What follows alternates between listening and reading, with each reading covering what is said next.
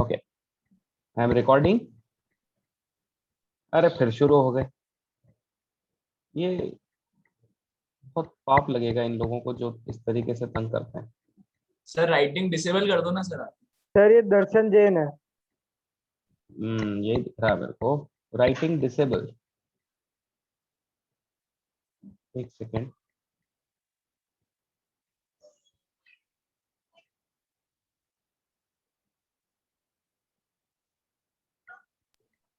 Sir internal में marks मत देना इनको। बिल्कुल, इंटरनल एक्सटर्नल सब में अटकाऊंगा मैं। ये परेशान कर रहे हैं। रिकॉर्डिंग इसलिए कर रहा हूँ, उससे पता रहे सब। चलो ठीक है। हमको तो खोल देना। तन्मय, ठीक है तन्मय, जरूर।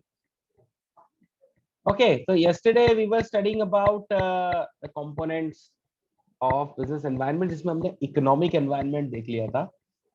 And today we'll resume actually with the another one, social environment। देखो आपको 2 पेज जंप करना पड़ेगा और ये बॉक्स यहाँ पर दे रखा है, ये देखना है। आपको स्क्रीन दिख रही है कि नहीं? Yes sir. सर दिख रही है। सर दिख रही है। ओके, सर दिख रही है। सर दिख रही है स्क्रीन। हाँ, धन्यवाद। एक जना बता देगा, उससे काम हो जाता है। Thank you so much. अब सोशल एनवायरनमेंट देख लेते हैं।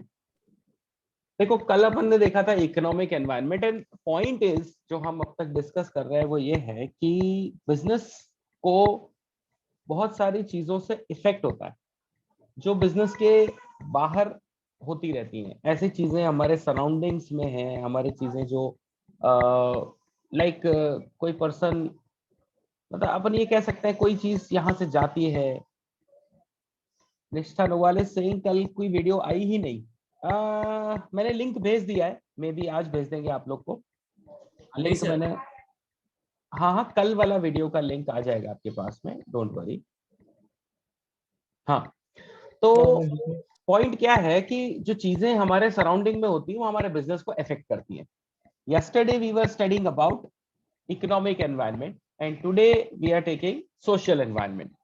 आपके सामने यहाँ पे जो पॉइंट दिख रहा है, you can see social environment में attitude towards product innovation, lifestyle, occupational distribution, consumer preferences, etc।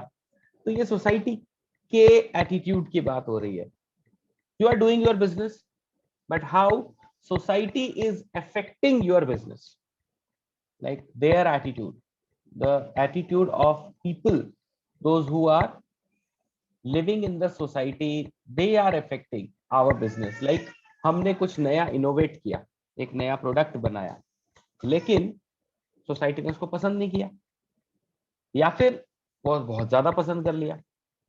Lifestyle की बात कर सकते हैं, द वे पीपल लिव, उनका लिविंग स्टैंडर्ड कैसा है, वो किस तरह की चीजों को खाते हैं, क्या पहनते हैं, कैसे रहते हैं, कहाँ घूमने जाते हैं। ऑक्यूपेशनल डिस्ट्रीब्यूशन, लाइक ज्यादातर सर्विस क्लास है या बिजनेस क्लास है। कंज्यूमर प्रेफरेंसेस क्या है, किस तरह के आइटम्स लोगों को पसंद आते हैं। तो ये सब चीजें मिला करके सोसाइटी हमारे बिजनेस पे इफेक्ट डाल सकती है ना।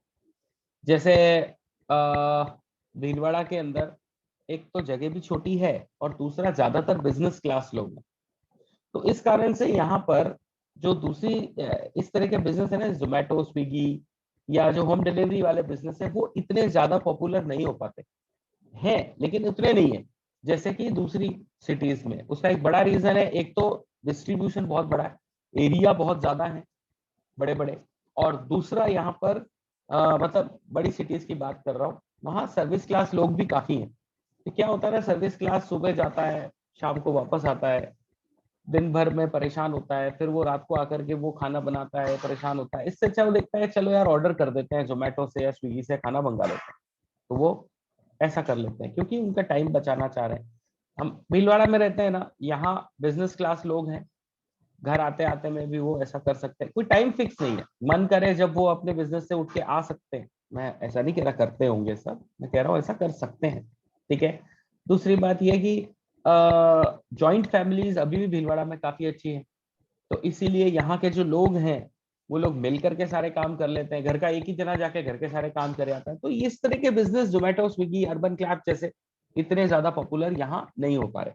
तो ये एक एग्जाम्पल है, इसमें ज्यादा उधेड़-बुन मत करना कि ये सब कैसे हो रहा है। Then concern with quality of life, जो हमारा लिविंग स्टैंडर्ड है, हम किस तरह की लाइफस्टाइल जीना चाहते हैं, है ना, क्वालिटी ऑफ लाइफ को लेकर के, what kind of life we want to live, life expectancy, हम कितना जिएंगे। जैसे पिछले कुछ सालों में लाइक 70-80 इयर्स के अंदर जो लाइफ एक्सपेक्टेंसी है दैट हैज इंक्रीज्ड, क्योंकि पहले के लोग जल्दी लाइक उनकी डेथ हो जाती थी, लेकिन अभी थोड़ा सा ज्यादा सरवाइव करते हैं क्योंकि मेडिकल फैसिलिटीज बेटर हो गई हैं और लिविंग स्टैंडर्ड्स बेटर हो गए हैं, तो कहीं ना कहीं लाइफ एक्सपेक्टेंसी भी इंक्रीज हुई है। ठीक है। Then expectation from the workforce. Sir हाँ सर, ये पॉइंट्स किसके हैं, जिससे सोशल एनवायरनमेंट अफेक्ट करता है अपने बिजनेस को, या कैसे? हाँ, तो सर हमारे इसका उससे रिलेशन क्या आ रहा है, जैसे लाइफ एक्सपेक्टेंसी और इनका? लाइफ एक्सपेक्टेंसी को आप लाइफ इंश्योरेंस से जोड़ के देखो। पहले अगर आप पूछना अपने पेरेंट्स को, या अगर आप घर में दादा दादी हो, कि इंश्योरेंस उनके टाइम में जब वो छोटे थे तब उनके टाइम में इंश्योरेंस किस एज तक दिया जाता था। Actually insurance policy was sold till 50 years, 45 years.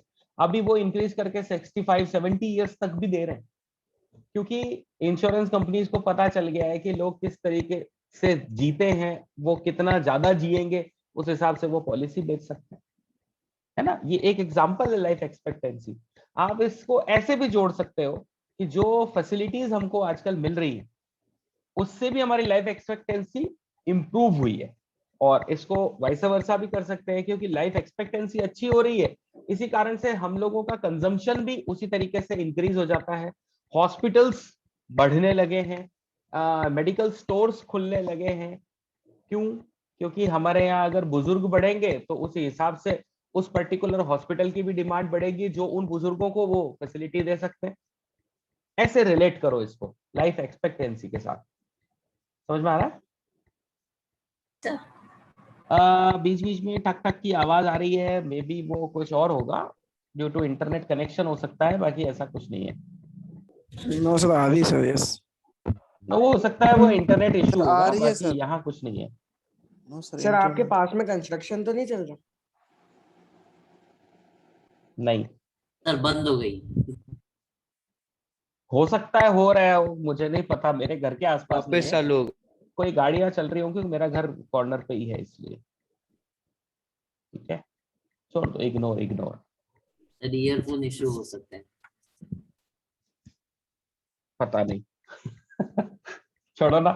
Point क्या है अर्चिता, तुम्हारे को समझ में आया क्वेश्चन? ये यस मतलब सर। जो टॉपिक है वो हम ये देख रहे हैं कि हम जो भी बिजनेस करते हैं उसमें सोसाइटी हमको कैसे इफेक्ट करेगी। तो ये जो पॉइंट्स आपको दिख रहे हैं आपके स्क्रीन पे, ये सारे सोसाइटी के एग्जांपल्स हैं।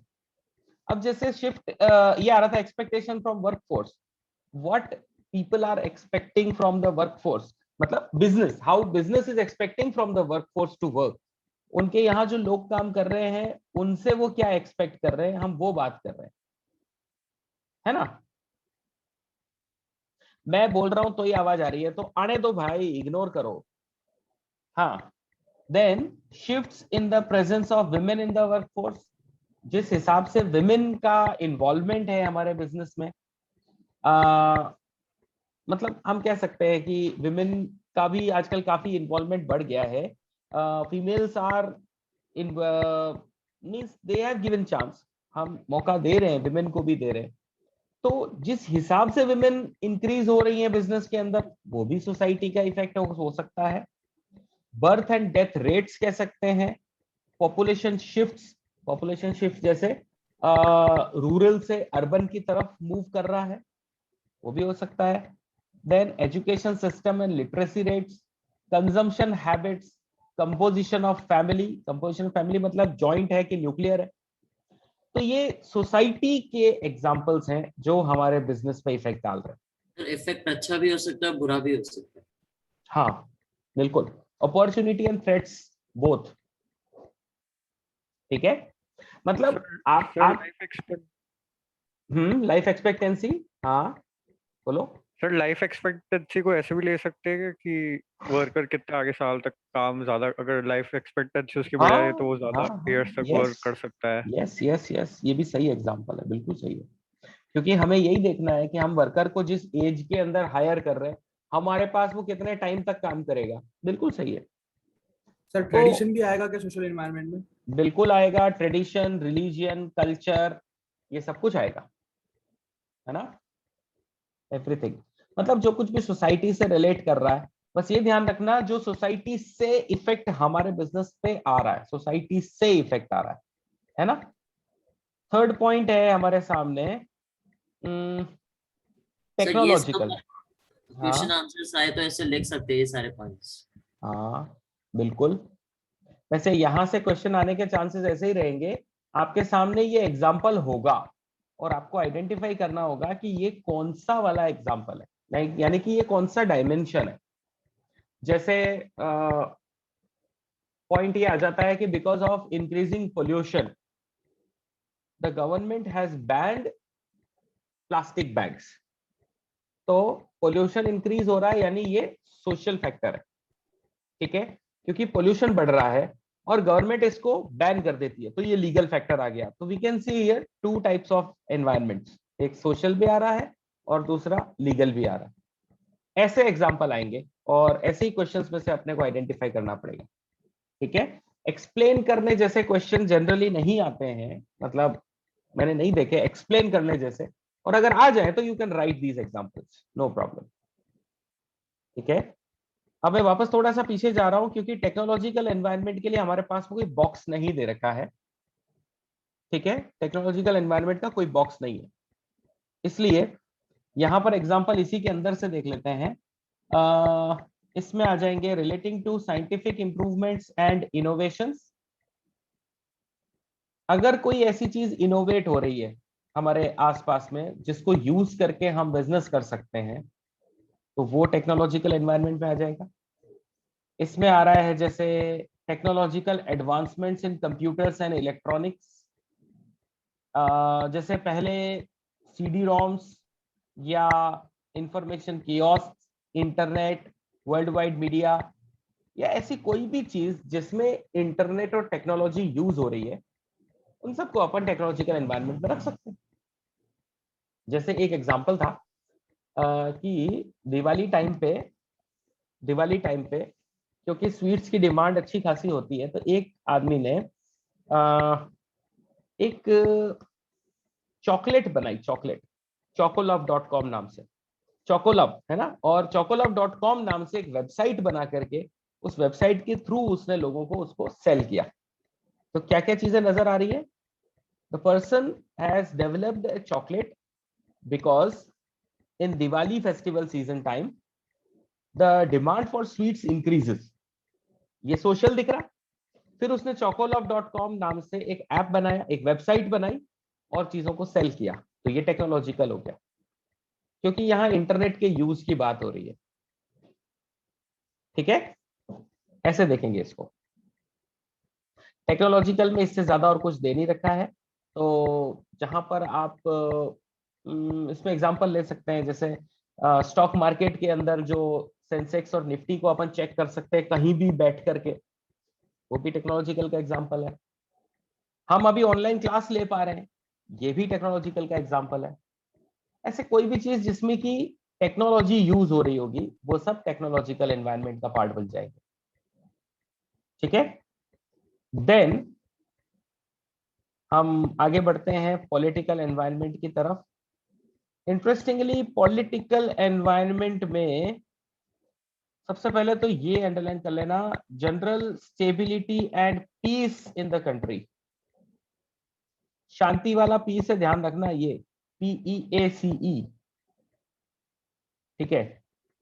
हमारी गवर्नमेंट किस तरीके से रिप्रेजेंटेटिव, हमारे गवर्नमेंट रिप्रेजेंटेटिव्स कैसे काम करते हैं बिजनेस के लिए, वो बिजनेस को क्या सपोर्ट दे सकते हैं या सपोर्ट नहीं दे पाते हैं, वो सब आ जाएगा। देन हाँ ये भी आएगा, पॉलिटिकल इंस्टेबिलिटी। फिर और यहाँ पे क्या दिख रहा है, इसका बॉक्स तो दे रखा है पीछे। हाँ हाँ, लेकिन इसके अंदर से भी 2-3 एग्जांपल उठा रहा हूँ जो आपके काम आ सकते हैं। 1991 के अंदर जो LPG आया है वो भी आएगा, और ब्यूरोक्रेटिक और रेड टेपिज्म भी आएगा।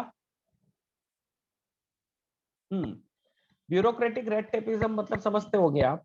असल में क्या होता है, ये लोग रूल्स को बहुत ज्यादा फॉलो करते हैं। लाइक गवर्नमेंट ऑफिसेज में कभी आपका जाना हो तो आप नोटिस करना, वो बहुत ज्यादा डॉक्यूमेंटेशन पे काम करते हैं। They need a lot of documents, they need a complete process to be followed.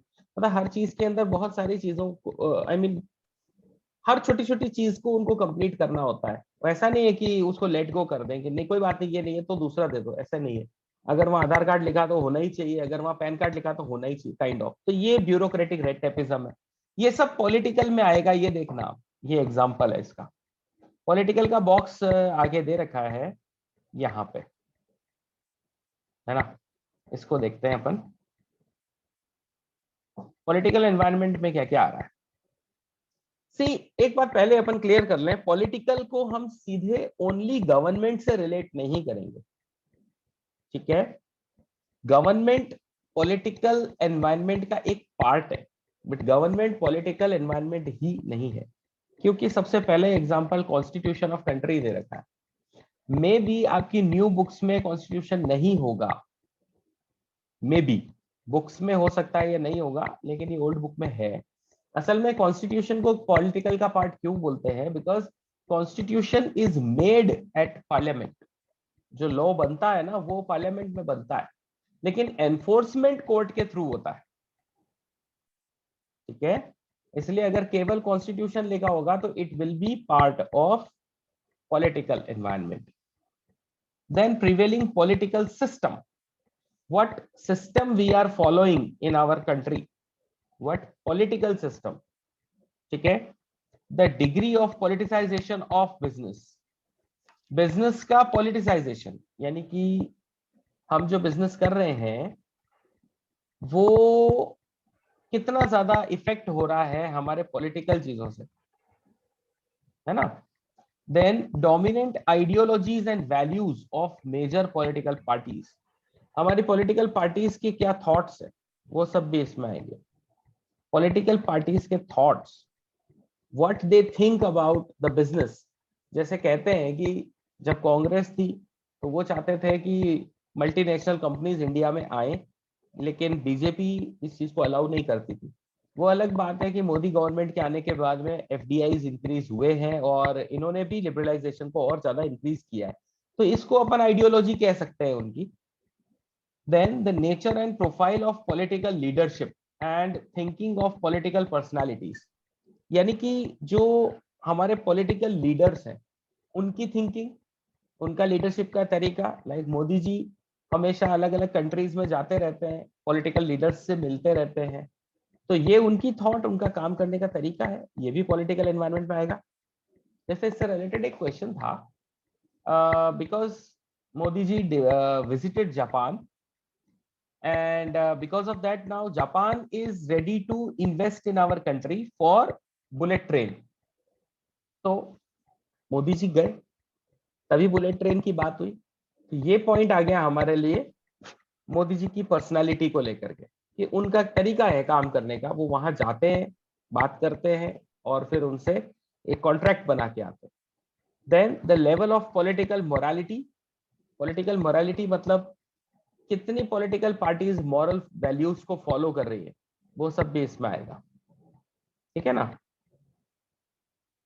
Modi ji visited China to, अरे मोदी जी तो पता नहीं कहाँ कहाँ गए थे तुम इतनी चिंता मत करो, example. Then political institutions like government and allied agencies, यहाँ पर गवर्नमेंट को पॉलिटिकल इंस्टीट्यूशन का पार्ट बताया है, ठीक है। इसलिए केवल गवर्नमेंट को अपन पॉलिटिकल में नहीं ले रहे, ऊपर की सारी चीजें भी आएंगी। अलाइड एजेंसीज मतलब क्या होता है ना, कभी भी गवर्नमेंट फॉर्म होती है तो वो एक लीडिंग पार्टी से नहीं होती है, वहां पर कई पार्टीज मिला के होती है। लाइक अभी भी अगर सेंटर में देखेंगे तो we don't have BJP, we have NDA, National Democratic Alliance, जिसका काम मतलब जिसके अंदर बीजेपी प्लस उनकी सपोर्टिंग पार्टीज है, तो वो अलाइड एजेंसीज आ गई, ठीक है। इसके अलावा इसके अंदर हम जो भी मिनिस्ट्रीज हैं उन सबको भी ले लेंगे, या फिर ऐसी कोई भी अथॉरिटीज होंगी जो गवर्नमेंट को सपोर्ट कर रही होंगी, वो सब भी हम इसके अंदर ले लेंगे। ठीक है, बट ध्यान रखना एग्जाम्पल में जब तक ये चीज क्लियर नहीं हो तब तक आप इधर उधर से मत लाना। ठीक है, कहने का मतलब आप समझ जाओगे, जब एग्जाम्पल देखोगे तो यू विल इजीली अंडरस्टैंड कि वो कौन सा वाला एनवायरनमेंट का पार्ट है। ठीक है, देन मतलब जितना क्वेश्चन में होगा उतना ही अज्यूम करना है, अननेसेसरी ज्यादा नहीं लेना है। पता चले आप बहुत सारी चीजें ऐड किए जा रहे हो, सर ये भी हो सकता है। अलाइड एजेंसीज में तो लोग बोलेंगे बैंक भी आएगा, बैंक को ले सकते हैं अपन, लेकिन अगर बैंक रेट की बात आ जाएगी तो वो इकोनॉमिक एनवायरनमेंट में चला जाएगा। तब ये मत सोचना कि बैंक तो पॉलिटिकल पार्टी की अलाइड एजेंसी है, तो ऐसे नहीं करेंगे अपन। ठीक है, then political ideologies and practices of ruling party, यानी कि जो गवर्नमेंट है जो रूल कर रही है उसकी आइडियोलॉजी क्या है। Then the extent and nature of government intervention in the business, यानी गवर्नमेंट किस तरीके से इंटरवीन कर रही है बिजनेस के अंदर। जैसे मान लो एफडीआईज आने के कारण हमारे प्राइवेट फर्म्स को थोड़ी सी दिक्कत आ रही है, क्योंकि मल्टीनेशनल कंपनीज को हमने इंडिया के अंदर अलाउ कर ही दिया है, और साथ में अभी पब्लिक सेक्टर को भी प्राइवेट सेक्टर में कन्वर्ट कर रहे हैं। अगेन कहीं ना कहीं जो बिजनेस चल रहे हैं उनको इफेक्ट तो आ ही रहा है। And then the nature of relationship of our country with the foreign countries, तो फॉरेन कंट्रीज के साथ हमारी कंट्री के रिलेशंस कैसे हैं वो भी पॉलिटिकल एनवायरनमेंट में आएगा। तो मेन, हाँ एक बार ये थर्ड पॉइंट बता दो ना, थर्ड पॉइंट समझ नहीं। Degree of politicisation, yes sir. Okay मैं बताता हूँ। देखो क्या है, आपको पॉइंट कैसे समझने हैं। पॉलिटिकल एनवायरनमेंट यानी it is mostly related with this ideology. आपको है ना आइडियोलॉजी पे ज्यादा फोकस करना है। जो सोच है हमारे पॉलिटिकल लीडर्स की, हमारे गवर्नमेंट की, गवर्नमेंट को चलाने वालों की आइडियोलॉजी बिजनेस पे कैसे इफेक्ट डाल रही है। ठीक है ना, तो यहाँ पर ये जो आइडियोलॉजी की बात हो रही है ये भी वो है, और ये जो पॉलिटिसाइजेशन की बात हो रही है इट इज ऑल्सो अबाउट जो हमारे इकोनॉमिक इश्यूज है उसको कितना हम पॉलिटिकल कर बना देते हैं। For example demonetisation. ठीक है, डीमोनेटाइजेशन को मोदी गवर्नमेंट बोलती है कि ये ब्लैक मनी को हटाने के लिए एक मूव है, लेकिन ऑपोजिशन का कहना है कि ये केवल अपने पर्पस को पूरा करने का मूव था। तो डीमोनेटाइजेशन की प्रॉब्लम्स तो रह गई साइड में, लेकिन हम उसके लिए लड़ रहे हैं कि ये किया तो क्यों किया, क्यों नहीं करना चाहिए था, कैसे करना चाहिए था, ऐसे सब चीजों के ऊपर। तो हमने क्या किया, इकोनॉमिक इश्यू को भी पॉलिटिकल इश्यू बना के रख दिया। समझ गए। अभी जैसे कोविड की कंडीशन को ले लो, जो गवर्नमेंट सपोर्टर्स हैं वो कह रहे हैं कि government is doing very good job, और जो अपोजिशन वाले वो कह रहे हैं कुछ भी नहीं कर रहे, बर्बाद कर दिया। तो ये जो, और फिर असली प्रॉब्लम को तो भूल जाते हैं लोग, वो आपस में लड़ रहे हैं, इसीलिए लड़ रहे हैं कि नहीं साहब आपकी गवर्नमेंट ने कुछ नहीं किया, आपकी गवर्नमेंट ने तो बहुत कुछ किया, पता नहीं क्या क्या। तो ये पॉइंट हो जाता है पॉलिटिसाइजेशन ऑफ द इश्यूज। अब आप उसको इकोनॉमिक बना दो, चाहे सोशल बना दो, चाहे कोई सा भी बना दो। सर सेकंड बताओ ना, सेकंड। सेकंड वाला है प्रिवेलिंग पॉलिटिकल सिस्टम। तो अभी जो चल रहा है, अच्छा जीएसटी जो आप पूछ रहे हो सोनाक्षी, मैं आ रहा हूं इस पॉइंट पे। हाँ, प्रिवेलिंग पॉलिटिकल सिस्टम यानी अभी कौन सा पॉलिटिकल सिस्टम चल रहा है हमारी कंट्री में। अभी हमारी कंट्री में हम एनडीए को देख रहे हैं।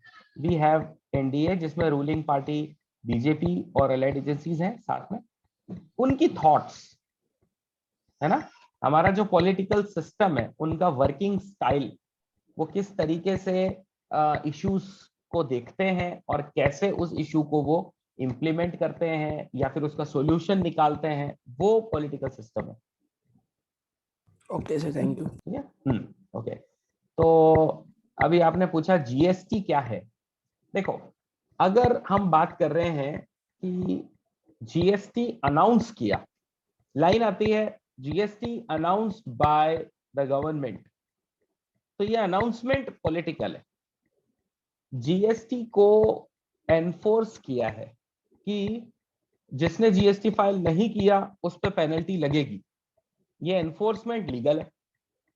और जीएसटी के इफेक्ट्स, यानी या यूं समझो कि जीएसटी क्या है exactly. GST, what is GST? It's a goods and service tax.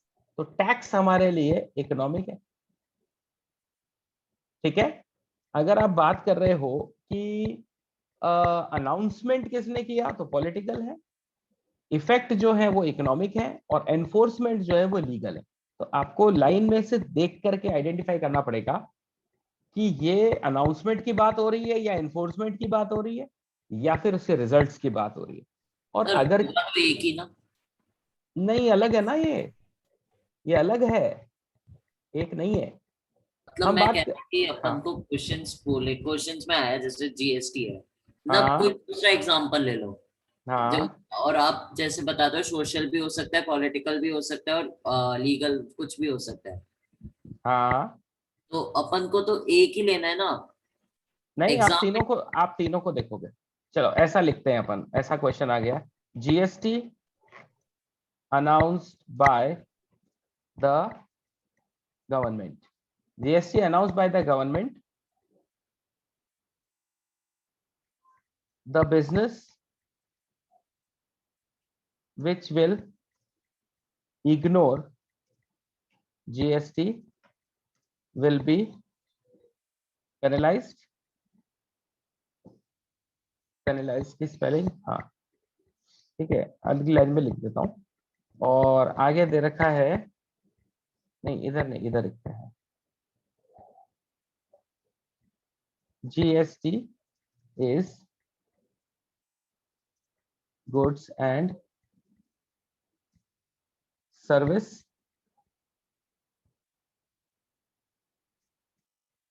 tax to be paid on every good we purchase। ये लाइन से आपके सामने, तो ये जो पहली लाइन है ना, दिस इज इकोनॉमिक, क्योंकि ये जीएसटी को एक्सप्लेन कर रहा है। दिस वन इज पॉलिटिकल, क्योंकि ये जीएसटी को अनाउंस करने की बात कर रहा है। और ये जो थर्ड है ये होना चाहिए लीगल, क्योंकि ये एनफोर्समेंट की बात कर रहा है। आप ऐसे ही लिखोगे। जो यश कह रहा है कि ये चीजें सेम है, तो ये सेम बात, सेम चीज के लिए बात हो रही है, लेकिन ये चीजें सेम है नहीं, ये अलग अलग है, ठीक है ना। Lok Sabha budgets will also affect. हाँ, लोकसभा बजट अगेन अनाउंसमेंट हो रहा है। अगर लोकसभा बजट का अनाउंसमेंट हो रहा है तो वो हो जाएगा हमारे लिए पॉलिटिकल, लेकिन इफेक्ट किस हिसाब से हो रहा है ना, किस हिसाब से हो रहा है, वो बन जाएगा हमारे लिए लीगल। जैसे मान लो कि आपको फोर्स किया जाता है कि नहीं, आपको तो इतने अमाउंट के ऊपर तो टैक्स देना ही पड़ेगा, तो वो लीगल बन जाएगा। लेकिन उस बजट की वजह से कोई चीज की प्राइस इंक्रीज हो जाती है या कोई चीज की प्राइस डिक्रीज हो जाती है, तो वो हो जाएगा हमारे लिए इकोनॉमिक। ऐसे ऐसे समझना पड़ेगा। तो सेम पॉइंट जो हमारे सामने आ रहा है वो जीएसटी को लेकर के, if we are talking about the meaning और द इफेक्ट्स, तो वो इकोनॉमिक होंगे, और पॉलिटिकल होगा जब अनाउंसमेंट होगा, और एनफोर्समेंट जब आएगा तो वो लीगल हो जाएगा। ठीक है ना कृष्णा? Yes sir. ओके, और सोनाक्षी क्लियर हुआ क्या? Yes sir. Thank you. Last point रह रहा आपके सामने लीगल एनवायरनमेंट, और लीगल का भी हमारे पास में कोई बॉक्स नहीं दे रखा है, तो अगेन हम इसी के अंदर से देखेंगे। मैं मार्क कर रहा हूं, जैसे legal environment includes various legislations passed by the government, administrative orders issued by the government authorities, court judgments, as well as the decisions rendered by various commissions and agencies at every level of the government center, state or local। आप पूरा नहीं तो कम से कम government और court की तरफ से जो भी एनफोर्समेंट होगा ना, एनफोर्समेंट उसको देख लेना।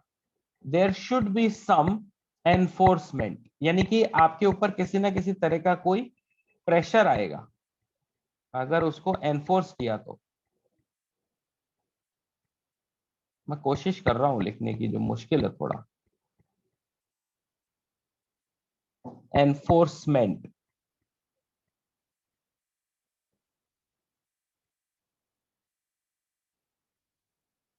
है ना।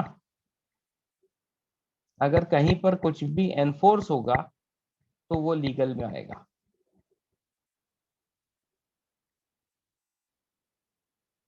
ठीक है। अब यहां बहुत सारे एग्जांपल्स दे दिए इन्होंने, जैसे ये इतने सारे एक्ट लिखे हुए हैं, industrial development act, foreign exchange act, import export act, factories act, trade union act, workmen act, बहुत सारे। आप अगर इनमें से एक आधा कोई याद रख पाओ तो बहुत है। मेन बात तो क्या आएगी, एनफोर्समेंट की बात आएगी, और कुछ भी नहीं। ठीक है ना। चलो अब एक है ना क्वेश्चन आया था बोर्ड में, वो देखते हैं अपन। क्वेश्चन कुछ ऐसा था,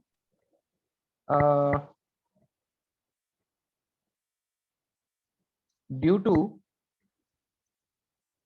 increasing pollution, the society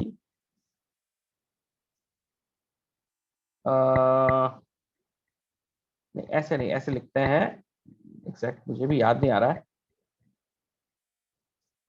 the society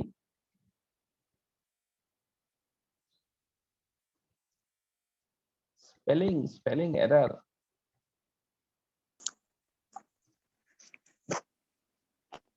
is suffering due to increasing pollution.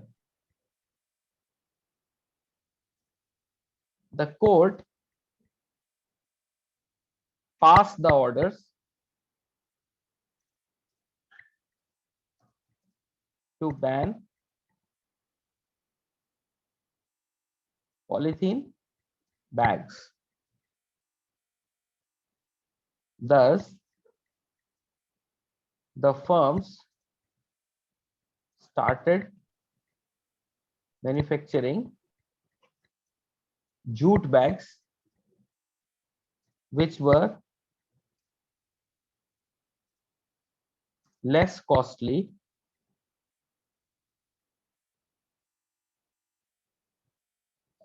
and government started providing subsidies to the firms for making jute bags. इस क्वेश्चन को आप होमवर्क में करो। आइडेंटिफाई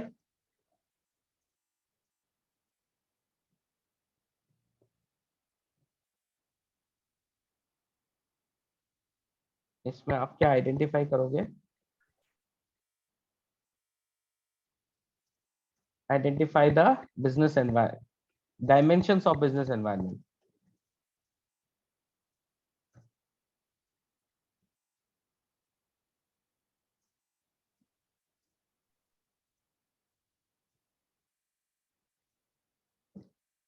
ये होमवर्क में करके दिखाओ आप। अभी हो गया हो तो सर? सर अभी हो गया। अच्छा हो सर। गया, वेरी गुड। सर, हो गया, यहाँ अक्षत ने आंसर किया भी है। First line, the society is suffering due to increasing pollution. Social. ठीक है, social. Social, very good. Then court pass the order. Legal. Sir legal. Very nice. Manufacturing jute bags. Technological. Technological. और इसके अंदर ये एक और आ रहा है, विच वर लेस कॉस्टली। बिल्कुल